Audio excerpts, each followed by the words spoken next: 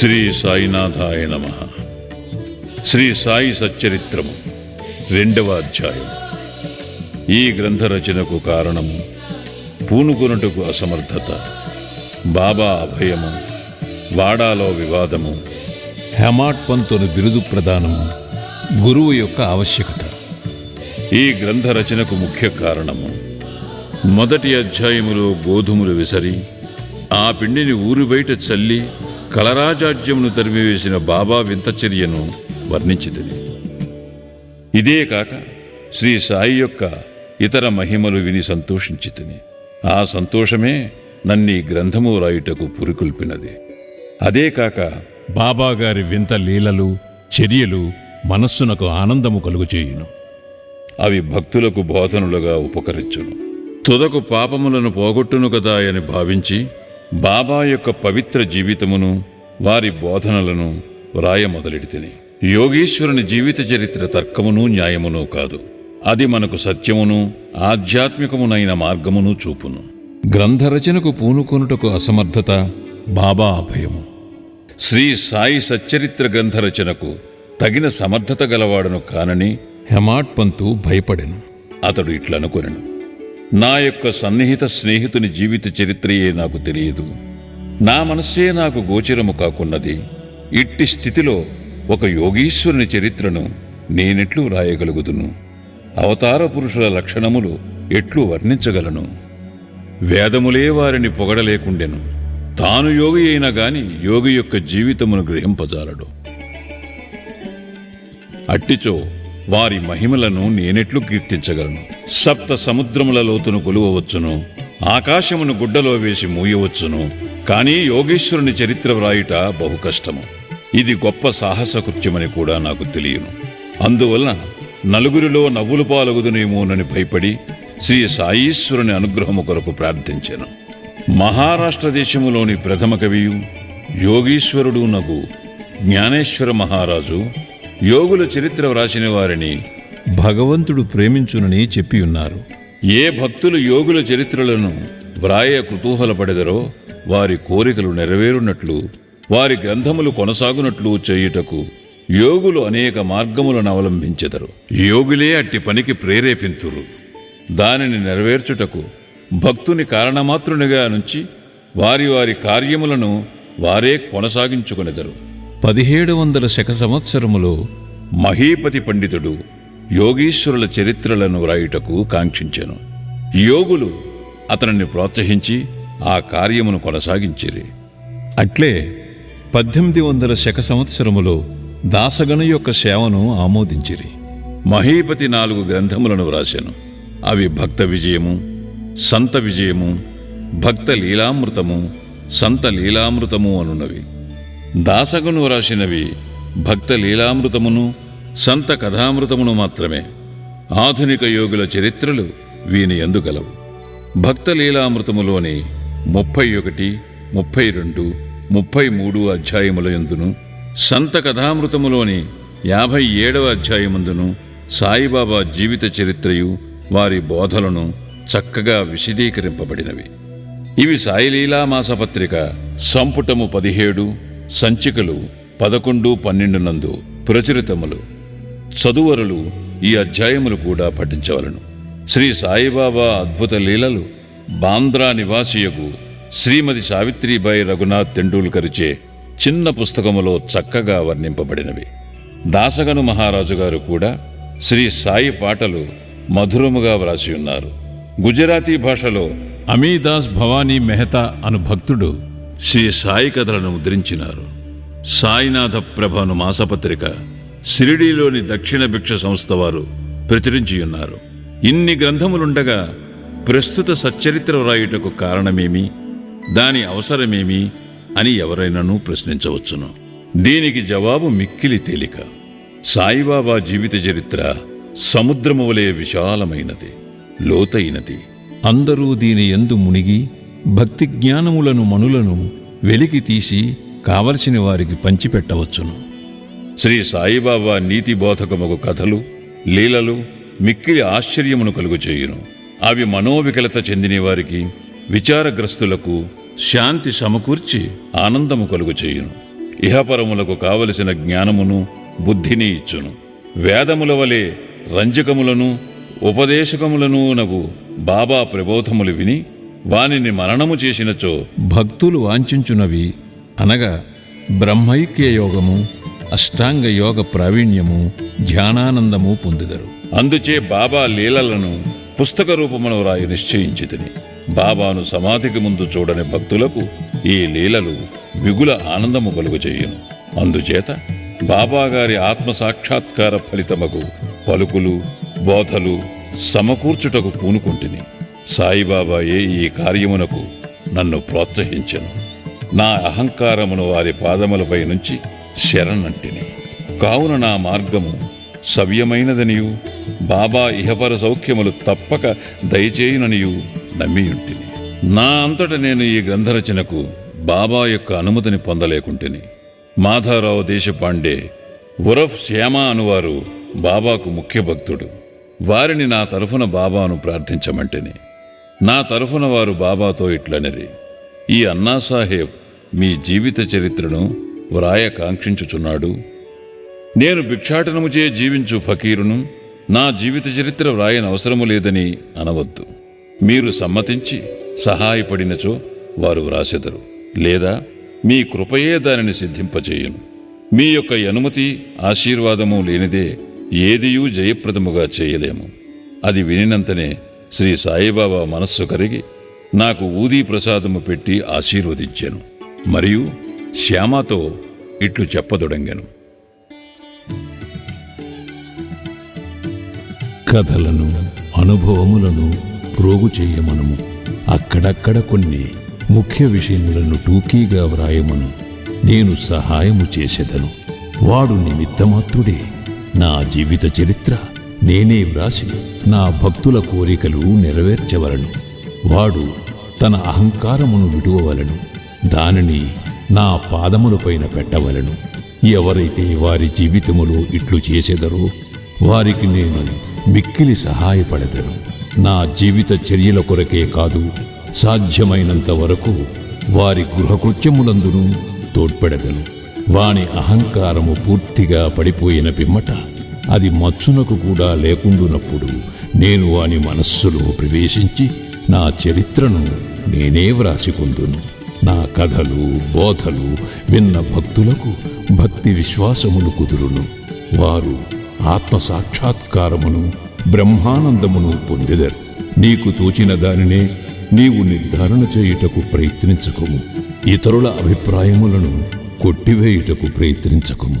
ఏ విషయముపైనైనను కీడు మేలు ఎంచు వివాదము కూడదు. వివాదమనగనే నన్ను హేమాడ్ పంతుని పిలుచుటకు కారణమేమో మీకు చెప్పెదరను వాగ్దానము జ్ఞప్తికి వచ్చినది. ఇప్పుడు దానినే మీకు చెప్పబోచున్నాను. కాకాసాహెబ్ దీక్షిత్, నానాసాహెబ్ చందోర్కరులతో నేనెక్కువ స్నేహముతోనుంటిని. వారు నన్ను షిరిడీ పోయి బాబా దర్శనము చేయమని బలవంతము చేసేది. అట్లే చేసేదనని వారికి నేను వాగ్దానము చేసేదని. ఈ మధ్యలో నేదో జరిగినది. అది నా షిరిడీ ప్రయాణమునకు అడ్డుపడినది. లోనావాలాలో ఉన్న నా స్నేహితుని కొడుకు జబ్బుపడెను. నా స్నేహితుడు మందులు, మంత్రములు అన్నీయూ ఉపయోగించెను కాని నిష్ఫలమయ్యాను. జబ్బు తగ్గలేదు. తుదకు వాని గురువును పిలిపించుకుని ప్రక్కన కూర్చుండబెట్టుకున్నాను. కాని ప్రయోజనము లేకుండాను. ఈ సంగతి విని నా స్నేహితుని కుమారుని రక్షించలేనట్టి గురువు యొక్క ప్రయోజనమేమి? గురువు మనకు ఏమీ సహాయము చేయలేనప్పుడు నేను షిరిడీ ఏలపోవలను అని భావించి షిరిడీ ప్రయాణమును మానుకొంటిని.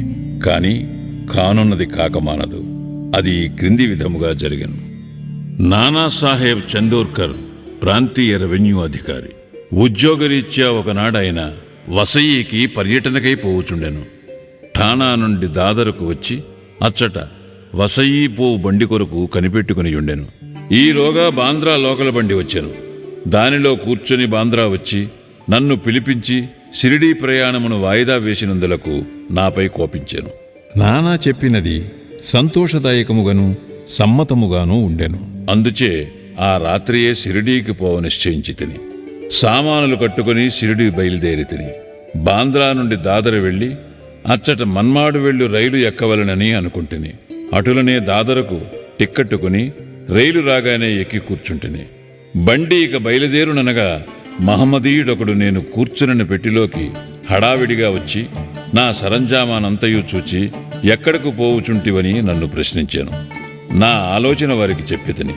వెంటనే అతడు దాదర్ స్టేషన్లో దిగవద్దని, ఎందుకనగా మన్మాడు మైలు దాదర్లో ఆగదని, అదే రైలులో ఇంకనూ ముందుకు పోయి బోరీబందర్ స్టేషన్లో దిగమని నాకు సలహా చెప్పాను. ఈ చిన్న లీలయే జరగకుండానిచో నేను అనుకున్న ప్రకారము ఆ మరుసటి ఉదయము షిరిడీ చేరలేకపోయేవాడను. అనేక సందేహములు కూడా కలిగి ఉండేవి. కాని నా అదృష్టవశాత్తు అది అట్లు జరగలేదు. మరుసటి దినము సుమారు 9-10 గంటలలోగా నేను షిరిడీ చేరితిని. షిరిడీలో నా కొరకు కాకాసాహెబ్ దీక్షిత్తు కనిపెట్టుకుని ఉండెను. ఇది 1910 ప్రాంతములో జరిగినది.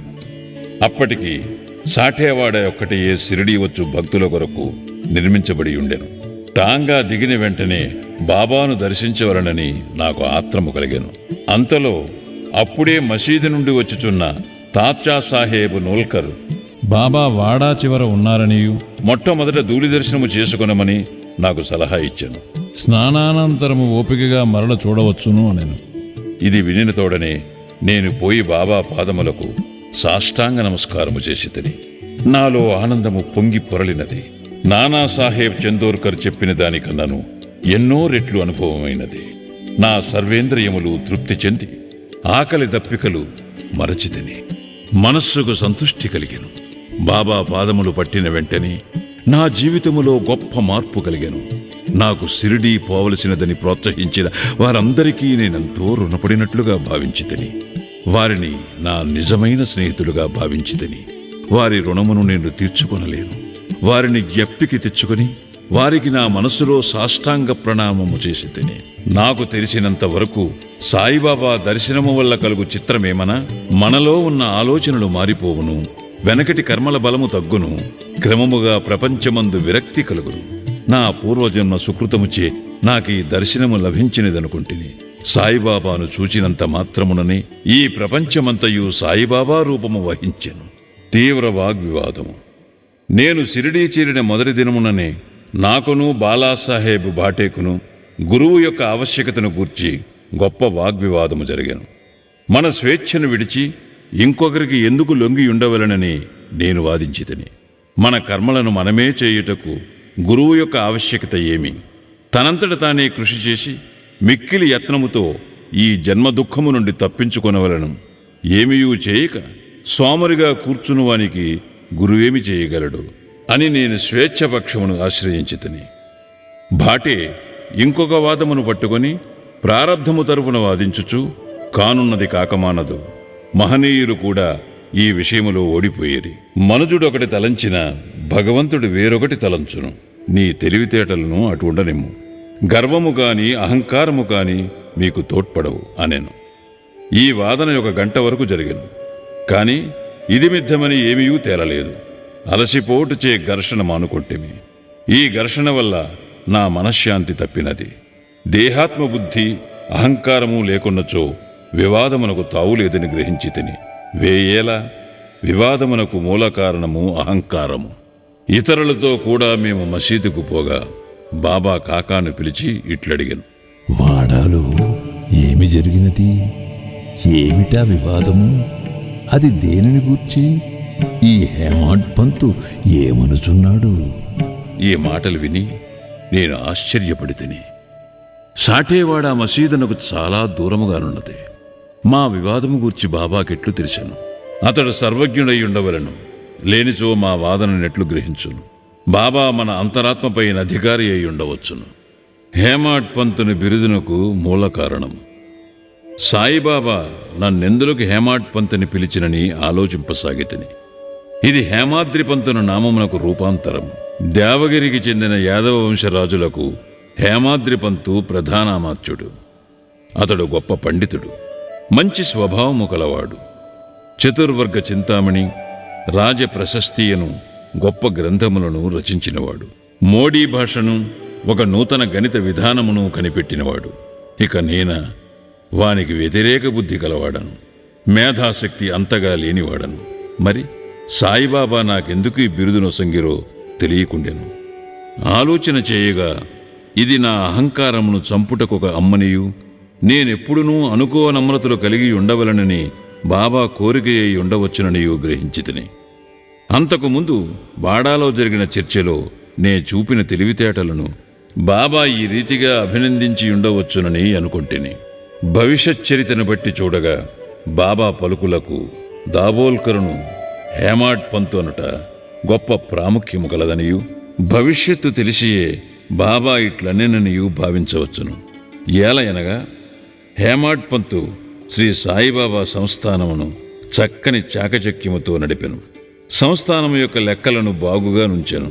అదే కాక భక్తి, జ్ఞానము, నిర్వ్యామోహము, ఆత్మ శరణాగతి, ఆత్మ సాక్షాత్కారము మొదలగు విషయములతో శ్రీ సాయి సచ్చరిత్రయను గొప్ప గ్రంథమును రచించెను. గురువు యొక్క ఆవశ్యకత ఈ విషయమే బాబా ఏమినో హేమాడ్ పంతు వ్రాసి ఉండలేదు. కాని కాకాసాహెబ్ దీక్షిత్ ఈ విషయమును గూర్చి తాను వ్రాసుకుని దానిని ప్రచురించాను. హేమాడ్ పంతు బాబాను కలిసిన 2వ దినము కాకాసాహెబ్ దీక్షిత్ బాబా వద్దకు వచ్చి షిరిడి నుండి వెళ్ళవచ్చునా అని అడిగాను. బాబా అట్లే అని జవాబిచ్చాను. ఎక్కడకు అని ఎవరో అడుగగా చాలా పైకి అని బాబా చెప్పాను. మార్గమేది అని దీక్షిత్ అడిగాను. అక్కడకు పోవుటకు అనేక మార్గములు కలవు. షిరిడీ నుంచి కూడా ఒక మార్గము కలదు. మార్గము ప్రయాసకరమైనది. మార్గమధ్యమున ఉన్న అడవిలో పులులు, తోడేళ్లు కలవు అని బాబా బదులిడెను.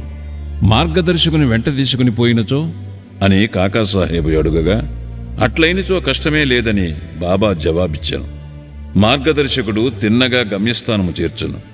మార్గమధ్యమున ఉన్న తోడేళ్లు, పులులు, గోతుల నుండి తప్పించును. మార్గదర్శకుడే లేనిచో అడవి మృగములచే చంపబడవచ్చును, లేదా దారి తప్పి గుంటలలో పడిపోవచ్చును అనెను. మసీదులో అప్పుడు అచ్చటనే ఉన్న దాబోల్కర్ తన ప్రశ్నకదే తగిన సమాధానమని గుర్తించెను.